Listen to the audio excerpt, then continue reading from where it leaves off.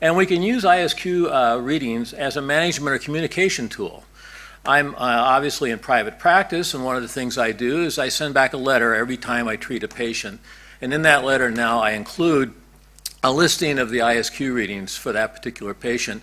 And I've educated my practice, the people that refer to my practice, as to what these mean and what they can sort of expect from the number. If we look at another case, however, and this is tooth number 13, and we can see here that at the placement we had very good readings, 71, 71, 68, and 69, but clearly at stage 2, which is 6 months later, 46, 48, 46, 48. Now, if you tapped on the implant, if you twisted that implant, it still felt solid.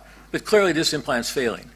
And it took very little to remove this implant and back it out. And so we saved this patient from going back to the restorative dentist and actually having a disaster with a failed crown on a failing implant.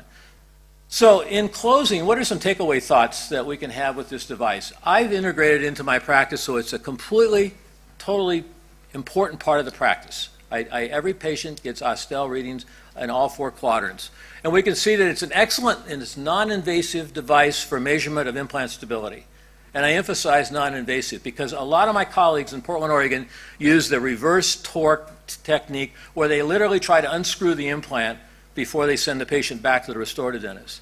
It allows you to be certain that the smart peg, it's important for good readings to make sure that smart peg is securely placed into the implant. You'll get false negative readings if that is not totally engaged in the implant. Record all 4 quadrants, I think, to get a correct understanding of what's really going on with that implant. Buccolingual versus mesial distal.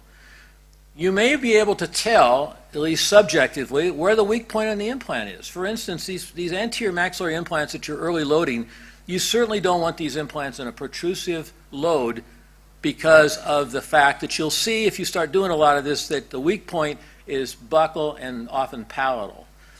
So it may suggest where the weak point is. It's an excellent way to communicate with your colleagues, your restorative colleagues. Or if you're a restorative colleague, it's an excellent way for you to discuss things with your surgeon.